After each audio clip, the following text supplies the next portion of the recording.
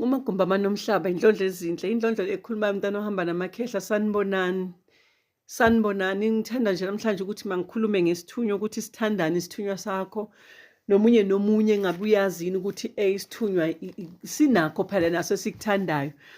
So-ke nje kufanele sizazi ukuthi mina esami isithunywa sithanda ini kakhulu, sithanda ukuhamba yiphi yona indawo. Njengoba sazi ukuthi iy'ndawo zonke lezi ezinamakhosi, intaba, ihlathi, yilo, ugwadule, imgede, indawo zonke lezo ezinamakhosi, iy'mpophoma, zonke le ndawo lezi ezinamanzi. Omunye ukamangazeke umuntu athi ngiyazi ngiyamangala mina kuthiwa nginesithunywa samanzi, kodwa manje ngiyamangala ukuthi kuthiwa angiye entabeni, mangiye ehlane nasehlathini yindaba. Ngikhuluma namhlanje nabantu abasa-initiate, ngikhuluma namhlanje nabantu abangakazi ngempela ukuthi konke kuhamba kanjani. Ngikhuluma nabantu abanesithunywa esisazohamba sibakhombe kulezi iy'ndawo lezi enizokhonjwa kuzo. Kodwa-ke namhlanje-ke ngithi ake sigxile khona la. Isithunywa siyenzeka sibe nendawo naye sisithandayo. Uma uthi uyentabeni sifike isithunywa sakho siphakame, uzubibitheka, uzukhala, uzwe kahle, uthi uyehlathini, uthi uyehlane. Omunye athi yena hhayi mina mangifika emanzini akanje umfula, mhlawumbe mangizwa amanzi ahambayo aphakamisa isithunywa.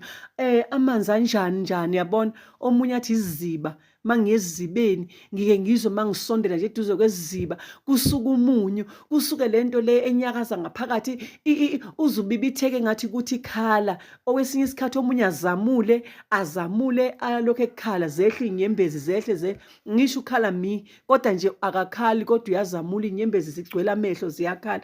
Yisithunywa siyajabula, sijabuliswa yile ndawo leso oye kuyo.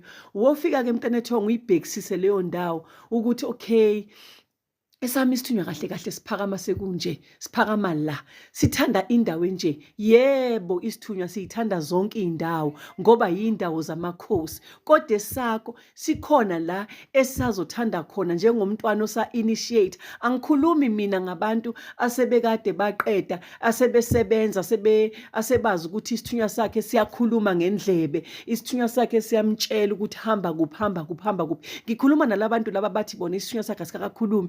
Ngikhulunywa nalabantu abathi bona mina ngisadidekile, angikazi ukuthi ngenze njani. Uma ngabe mntanethongo uke waye eduze kwamanzi noma uke waye ezibeni esi-separate lezi nje esilaphaya esiqhelile, amadamu lawa asey'ndaweni lezi ey'qhelile, noma isiziba lesi esiphakathi emfuleni, noma indawo enjani. Uma ngabe wazi ukuthi wena uke wasondela endaweni enjalo, wafike wabuza umunyu, wayizwa lento iphakama, wayizwa lento yokuthi ikhala, wokwazi ukuthi esakhe isithunywa siyithanda leyo ndawo. Ubokwazi ukuthi uthande uhambe ulokhu uzivakashela, uhambe uyivakashele leyo ndawo. Ukuhamba kwesikhathi uzobe usuwazi ukuthi wathola kanjani amanzi aleyo ndawo, ngoba naso isithunywa masibona ukuthi uyavakasha sizoze sikuthume kulamanzi ukuthi hayi fike ukhe nje amanzi. Uyazi ukuthi lamanzi ugeza ngawo ekhaya, uyathela mawugeza, noma waphi, noma wempophoma, noma awolwandle, noma wani, lawajabulisa isithunywa sakho. Ikakhulukazi kodwa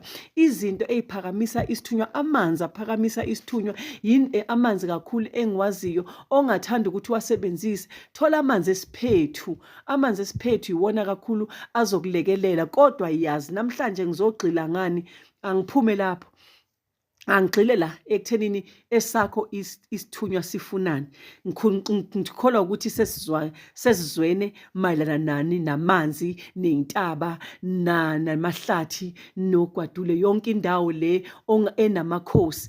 Mntanethongo ungaduki, indawo ezinamakhosi yiy'ndawo zethu lezo. Ungumntwana wamakhosi, uzoya zonke iy'ndawo, as much as kushiwo kuthiwa umntwana unesithunywa samanzi. Isithunywa samanzi unaso, kodwa isithunywa esakho esani, isithunywa esamakhosi.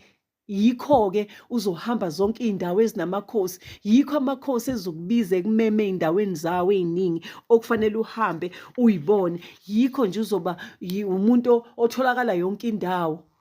Uma ngabe kuhamba kwesikhathi yilapho usuzobona khona ukuthi hhayi esami isithunywa siyakhuluma siyangitshela namhlanje ukuthi mangisondele ngakuphi mangisondele ngakuphi. Uma ngabe nje wazi ukuthi isithunywa sakho asisaphakeme ngendlela owazi ngayo, uma ngabe wazi amaphupho awasacaci kahle, uyazi ukuthi kufanele usondele ngakuphi, ngakuphi amanzi usiphakamise, usikhumbuzise, usigeze, usihlambulule. Bese kuba nokudla futhi esikudlayo. Isithunywa-ke siyawathanda amaveji, siwathanda kakhulu amaveji, ikakhulukazi nje ikhabishi. Sithanda kakhulu ikhabishi, sithanda kakhulu ukuthi mawuyekele kakhulu udle nje ukhabishi, uyekele indaba yenyama.